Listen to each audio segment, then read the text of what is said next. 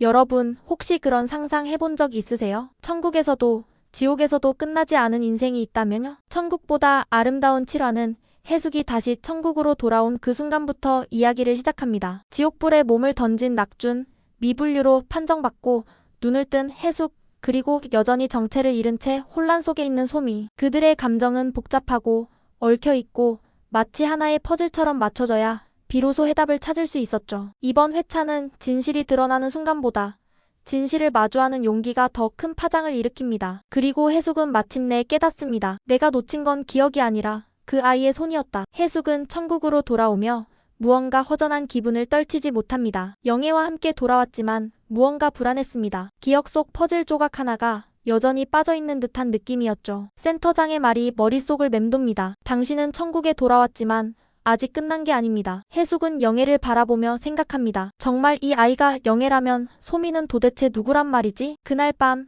해숙은 천국 언덕에 앉아 오래된 기억을 떠올립니다. 죽기 전 병원 침대 위에서 자신을 찾아온 한 소녀의 얼굴, 흐릿하지만 따뜻했던 눈비, 그게 소미였을까? 아니면 영애였을까? 사람은 기억보다 감정을 먼저 느끼는 법이야. 그녀는 조용히 중얼입니다. 아무리 얼굴이 같아도 그 아이가 어떤 감정을 주는지가 진짜를 말해주지. 다음날 아침, 해숙은 평소보다 일찍 일어나 천국 곳곳을 돌며 사람들을 살핍니다. 동네 시장, 교회, 민원센터까지 발걸음을 옮기며 사람들과 대화를 나누고 평범한 일상 속에 숨어있는 단서를 놓치지 않으려 했습니다. 그녀가 집중하는 건 한 가지였습니다. 누가 나를 기억하고 누가 나를 잊었는가? 그리고 나는 누구를 놓치고 있었는가? 그 순간 그녀의 눈에 들어온 작은 한 장의 전단지, 뜻밖에도 과거의 인연과 연결된 장례식 안내장이었죠. 해숙은 자신이 잊고 있던 따뜻함, 그리고 그 따뜻함을 전했던 누군가를 떠올립니다. 그 전단지는 곧 해숙의 감정을 움직이는 매개체가 되고 그녀는 다시 결심합니다. 놓치지 않을 거야. 이번엔 진짜로. 낙준의 지옥행 구출 작전 이후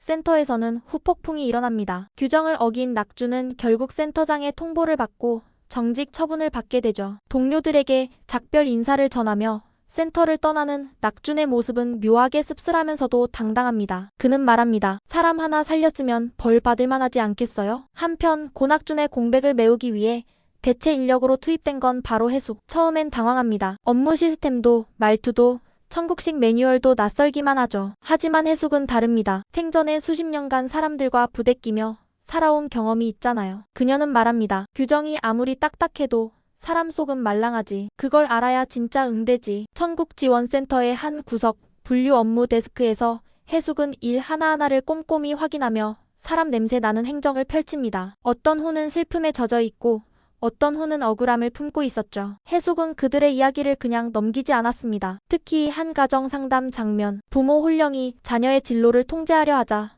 해숙은 조용히 말합니다. 자식은 부모의 전유물이 아니에요. 함께 살아가는 타인이죠. 이 말 한마디에 홀령도, 담당자도, 그리고 시청자도 멈춰 서게 됩니다. 누구나 마음속에 품은 가족의 그림자가 있기에. 그리고 또 하나의 위기, 바로 이영애의 미분류 대기 판정. 그녀는 죄목이 명확하지 않아 키보드 형벌을 받게 되죠. 해숙은 그런 영애를 옆에서 조용히 지켜보다 말합니다. 내가 기억을 못해도 내가 기억해. 너 착했어. 진짜야. 그녀는 누구보다 영애의 과거를 믿고 있었고 그 믿음은 영애에게 조용한 울림이 됩니다. 이윽고 개체실의 저울바늘이 49.99에서 멈추며 다시 한번 천국의 문이 열립니다. 이 모든 혼란 속에서도 해숙은 중심을 지킵니다. 규정보다 사람, 기억보다 감정, 논리보다 온정을 우선시하는 해숙의 방식은 천국에 새로운 바람을 불러오죠. 그리고 마침내 해숙은 깨닫습니다. 나는 여기서 사람을 다시 배우고 있는 거야. 이제 천국보다 더 따뜻한 이야기가 시작됩니다. 천국심사위원회가 다시 한번 소집됩니다. 해숙, 낙준,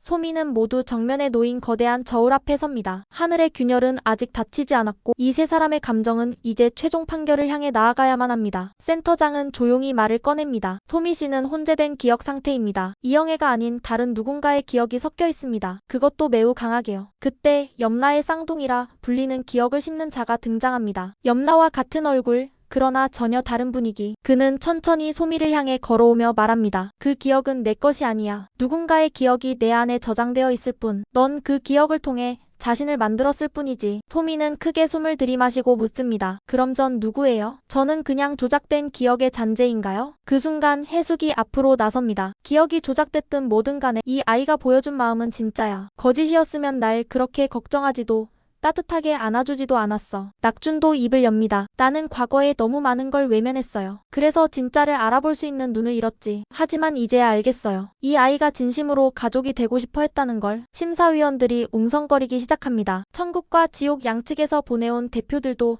저마다의 의견을 내놓지만 점차 방향은 하나로 모입니다. 기억의 진실보다 중요한 건 마음의 진심이라는 데에 센터장이 선언합니다. 소미는 이제 하나의 독립된 존재입니다. 이영애가 아닌 고소미. 그녀의 이름은 기억이 아닌 선택으로 결정됩니다. 그 말에 소미는 조용히 고개를 끄덕이고 대답합니다. 저는 고소미입니다. 그렇게 살고 싶어요. 하늘의 균열이 다시 한번 흔들립니다. 그리고 빛이 쏟아집니다. 수많은 조각들이 합쳐지며 새로운 문이 열리죠. 천국과 지옥 사이의 벽이 무너지고 오직 진심이 하나의 길을 만듭니다. 이제 새로운 여정이 시작될 시간입니다. 새로운 이름을 가진 고소미, 그리고 낙준과 해숙은 천천히 천국 구직으로 입장합니다. 이곳은 다음 생의 설계구역이라 불리는 장소, 환생을 앞두고 지난 삶을 되짚으며 다시 태어날 인생의 기초를 다듬는 공간이죠. 소미는 처음으로 마음이 편안해졌다고 말합니다. 제 이름을 제가 선택한 건 처음이에요. 늘 누군가가 불러준 이름으로만 살았거든요. 해숙은 그 말을 들으며 미소 짓습니다. 소미라는 이름 참 따뜻하지. 네가 날 따뜻하게 안아줬던 그 손처럼. 그리고 낙준은 말없이 두 사람을 바라보다 조용히 손을 내밉니다. 세 사람은 자연스럽게 손을 맞잡습니다. 그 장면은 마치 오래된 가족 사진처럼 오롯이 서로를 품고 있었죠. 구지구의 입구엔 거대한 벽화가 하나 그려져 있습니다. 각자의 인생을 그리는 캔버스. 그 앞에서 해숙은 말합니다. 우리 다음 생에는 처음부터 함께하자. 잃지 말고 오해하지 말고 다시 만나는 거야. 소미는 천천히 고개를 끄덕이고 벽화 앞에 작은 그림 하나를 추가합니다. 그 그림은 고구마를 쥔 소녀의 모습, 그리고 그 옆엔 손을 내미는 두 인물이 그려집니다. 세 사람의 인연은 그렇게 예술처럼 새겨지고 기록됩니다. 센터장은 멀리서 그들을 지켜보며 속으로 중얼입니다. 때론 이름이 아니라 선택이, 기억이 아니라 감정이 사람을 완성시킨다. 영상은 점점 페이드아웃되고 마지막 자막이 천천히 떠오릅니다. 다음 생은 지금 이 순간부터 시작됩니다. 여러분, 이번 화 어떠셨나요? 진짜 정체가 밝혀졌습니다. 소미는 영애가 아니었고 어쩌면 더 놀라운 존재였죠. 그리고 해숙은 결국 그 누구도 잃지 않았습니다. 기억은 틀릴 수 있어도 마음은 틀리지 않았으니까요. 다음 주에는 염라대왕의 사라진 쌍둥이 떡밥이 풀릴 예정입니다. 천국과 지옥의 운명을 뒤흔들 또 다른 존재 과연 누구일까요? 구독, 좋아요, 알림 설정은 천국 입장권입니다. 우린 다음 화에서 다시 만나요. 감사합니다.